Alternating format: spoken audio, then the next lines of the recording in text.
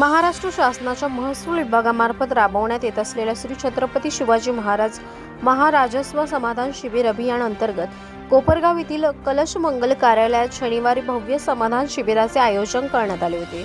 या शिबिराचे उद्घाटन आमदार आशुतोष काळे आणि विधान परिषदेचे आमदार विवेक कोल्हे यांच्या हस्ते करण्यात आले। शासनाच्या विविध योजनांची माहिती नागरिकांपर्यंत पोहोचवणे, महसूल विषयांबाबत जनजागृती करणे तसेच नागरिकांना तात्काळ व सुलभ सेवा उपलब्ध करून देण्याच्या उद्देशाने हे शिबिर आयोजित करण्यात आले होते।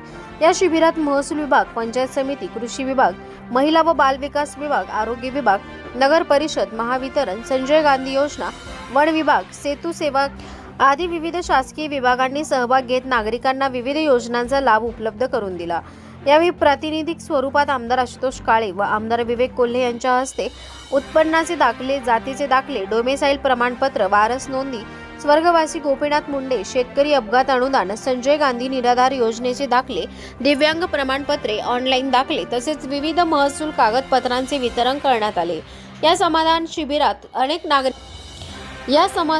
अनेक नागरिकांचे समाधान झाले असले तरी काहींना मात्र निराश होऊन परतावे लागले। या शिबिराच्या उद्घाटनाला मोठा विलंब झाल्याने नागरिकांनी तीव्र नाराजी व्यक्त केली। सकाळी 10 वाजता उद्घाटन होणे अपेक्षित असताना 11:30 वाजून गेले तरी कार्यक्रम सुरू होऊ शकला नाही। त्यामुळे विविध कामांसाठी सकाळपासून आलेले नागरिक अक्षरशः तटकाळत बसले होते। शासकीय विभागांचे अधिकारी व कर्मचारी वेळेत उपस्थित होते, मात्र दोन्ही लोकप्रतिनिधी व मान्यवरांच्या प्रतीक्षेमुळे तब्बल 1.5 ते 2 तास कार्यक्रम खोळंबून राहिला। उन्हाची तीव्रता असल्याने घामाघूम झालेल्या नागरिकांनी प्रशासनाचे ढिसाळ नियोजन आणि राजकीय नेत्यांची दिरंगाई याबद्दल संताप व्यक्त केला। तसेच संध्याकाळी 5 वाजेपर्यंत शिबिराची वेळ असताना दुपारी 1 वाजताच अनेक विभागांचे कर्मचारी गायब झाल्याने नागरिकांच्या संतापावर भर पडली। या प्रसंगी वक्तशीरपणासाठी ओळखले जाणारे गोदावरी दूध संघाचे चेअरमन राजेश परजणे यांनी वेळेवर उपस्थिती लावली होती, मात्र कार्यक्रम वेळेत सुरू न झाल्याने त्यांनीही निघून जाणे पसंत केले। आमदार आशुतोष काळे यांनी आपले भाषण घाईघाईने उरकून घेत पुढे दुसरा कार्यक्रम असल्याचे सांगत तिथून काढता पाय घेतला।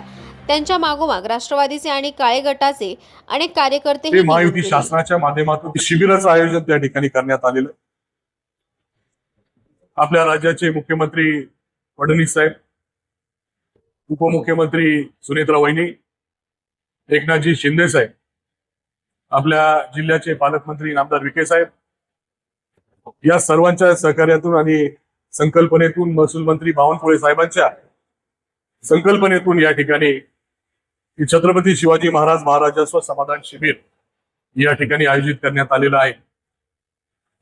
ज्यावेळेस पहिलं शिबिर झालेलं होतं वा शिबिर होत होतं, त्या पहिल्या शिबिरामध्ये तहसीलदार साहेब आपल्याला मी सूचना केलेली होती का शासनावर शिबिर घेण्याची वेळ का आली।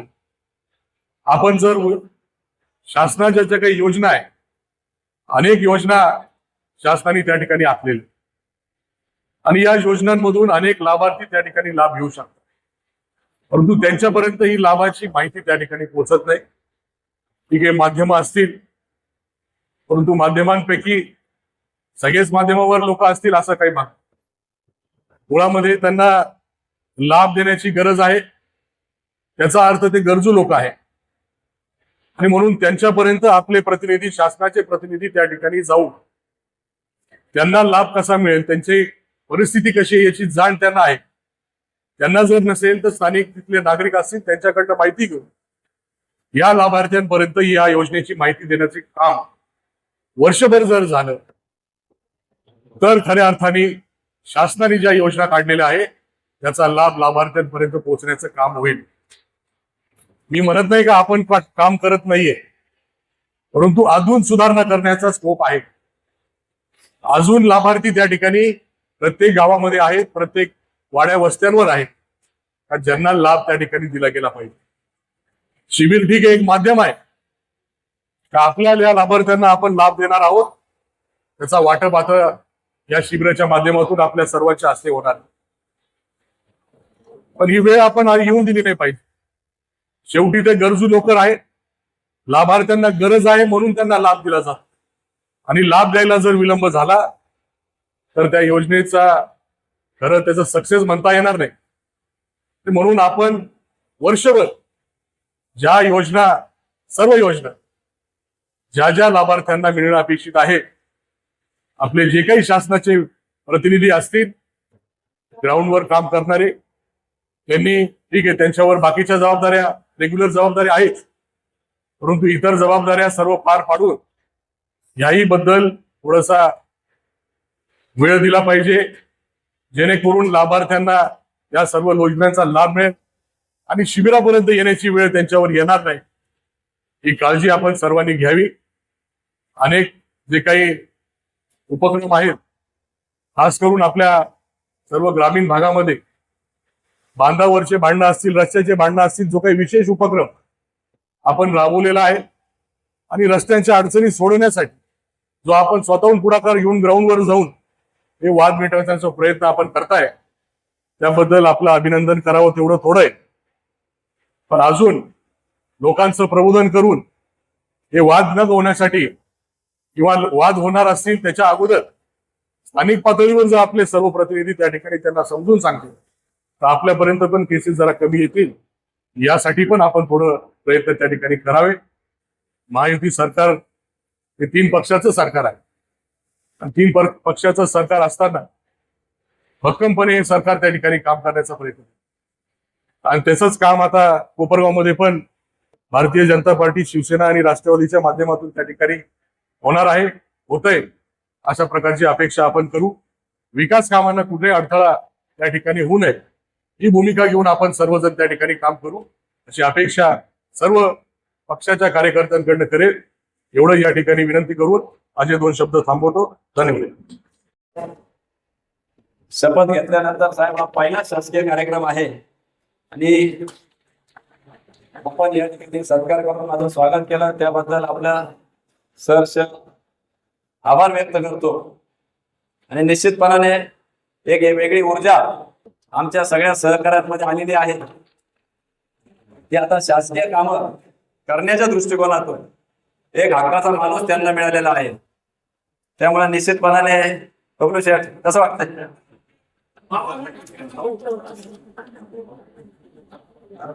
त्याच्यामुळे आपल्याला साहेब तुम्ही भाषणात सांगितलं की आता डबल स्पीडनी या ठिकाणी काम झालं पाहिजे किंवा काम होईल, त्याकरता आपल्यासारख्या सगळ्या दक्ष अधिकाऱ्यांची या ठिकाणी खरं तर गरज आहे. याच्यासाठी मी दक्ष म्हणतो की गेल्या अनेक महिन्यांपासून, वर्षभरापासून मी आपलं कामकाज बघतो आहे. आपण वेळोवेळी घेतलेले निर्णय हे कायमच स्वागतार्ह राहिलेले आहे.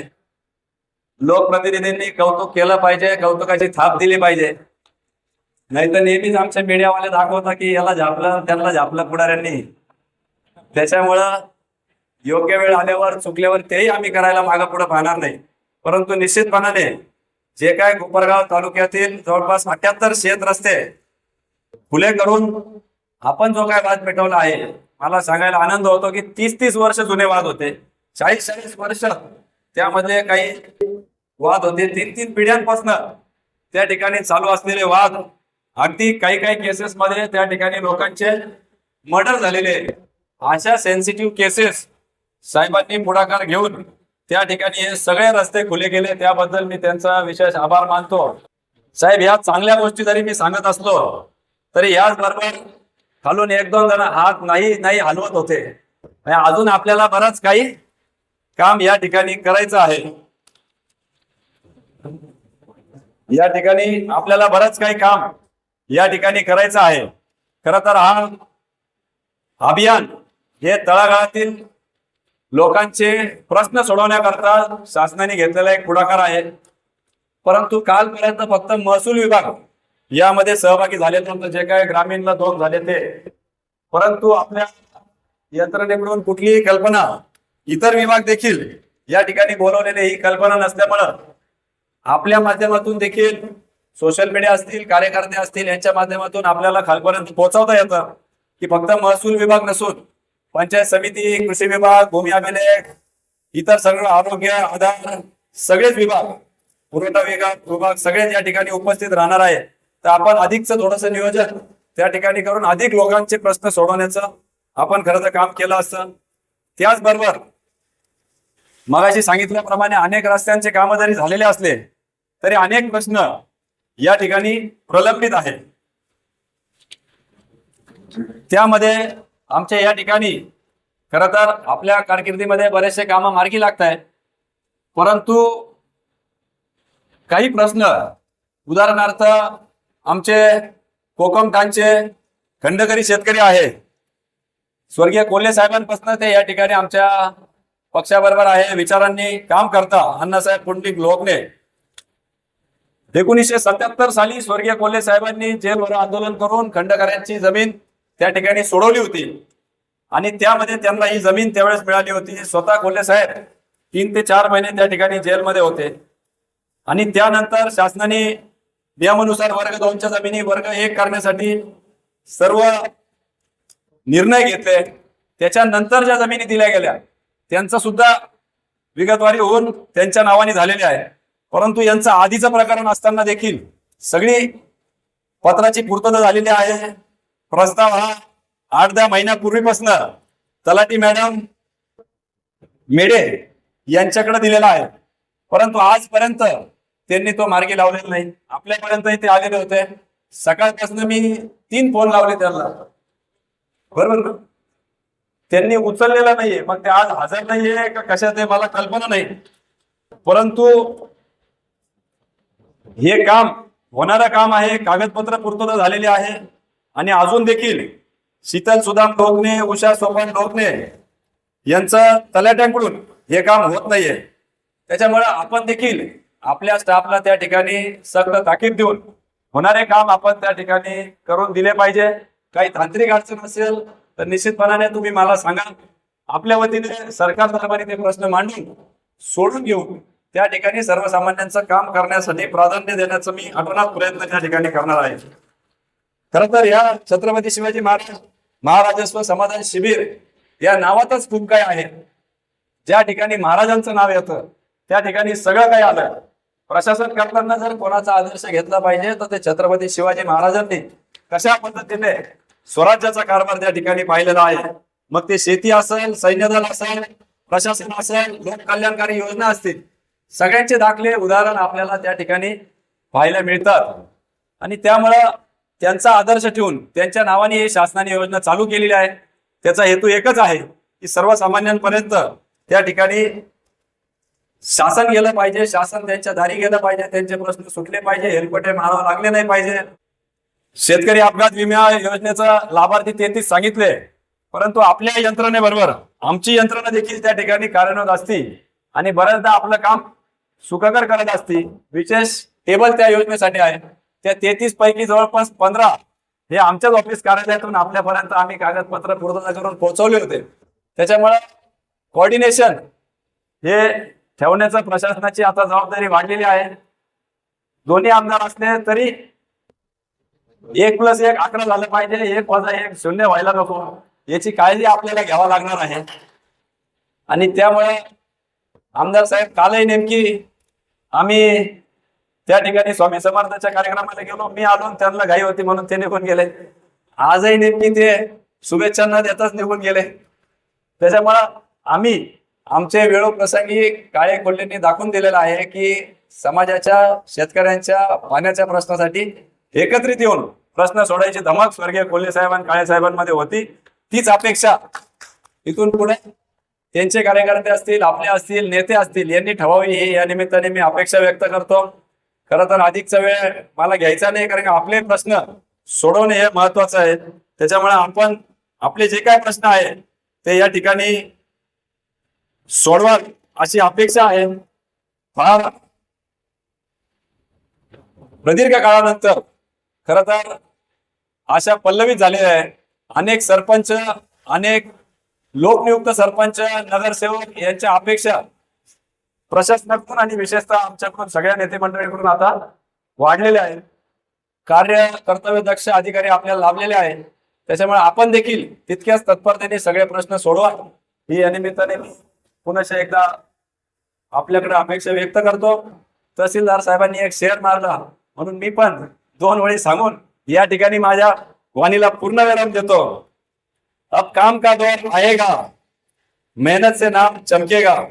अब काम का दौर आएगा, मेहनत से नाम चमकेगा. जो बैठे थे खामोश अब तक उन्हें भी काम करना याद आएगा, उन्हें भी काम करना याद आएगा. परत एकदा आपण खूप धन्यवाद या ठिकाणी बोलतो. आज दोन्ही आमदार महोदय एका व्यासपीठावर येतात म्हटल्यावर एक सकारात्मक चर्चा आमच्या गावाला ऐकायला मिळाली. की आता तालुक्याचा विकास आणि प्रश्न सोडवण्याचा वेग दुप्पट होणार. निश्चितपणे सर आपला वेग आहेच. आपण पदावर असा नसा माझा अनुभव आहे. तुम्ही आपल्या दोघांपैकी पदावर असा नसा तेव्हाही आमच्याकडे तक्रारी सोडवण्यासाठी आपला फॉलो होता असल्यामुळे आहे मी पुढे पण राहणार आहे. परंतु प्रशासनाच्या माध्यमातून जास्तीत जास्त तक्रारी कशा सोडवता येतील याचाच आम्ही प्रयत्न करत आहोत. आणि मागच्या 2 वर्षामध्ये सर आपण जिल्ह्यामध्ये आणि राज्यामध्ये देखील कोपरगावचं नाव चांगलंच राहील असा प्रयत्न केलेला आहे. म्हणजे काही गोष्टी आहेत की अप्रिय आहेत परंतु खात्याची कामाची पद्धत आहे किंवा करावंच लागतं आमचं कर्तव्य. वसुलीमध्ये सर आपण जिल्ह्यामध्ये 1 नंबरला आहोत. म्हणजे टार्गेट दुप्पट करून सुद्धा आमची वसुली 107% झाले. त्याचबरोबर आपण शेत रस्त्याचे प्रश्न शासनाने भूमिका घेतली त्याच्या आधीपासून आमच्याकडे प्रश्न सोडवायचा आम्ही प्रयत्न केला होता आणि बांधावरच जाऊन न्याय निवाडा करण्याचा मी प्रयत्न केला आहे. अतिशय दोन्ही महोदयांचं आणि या ठिकाणच्या सगळ्याच पदाधिकाऱ्यांचं मला त्या सहकार्य मिळालं आणि बांधावरच जाऊन जवळपास 78% न्याय देण्याचा आपण महाराष्ट्रातला एक तालुका असेल की 78% आपण बांधावर जाऊन मिटवलेले ते देखील काम आपण केलेलं आहे आणि त्याची राज्य शासनाने देखील कोपरगाव पॅटर्न म्हणून विशेष दखल घेतली.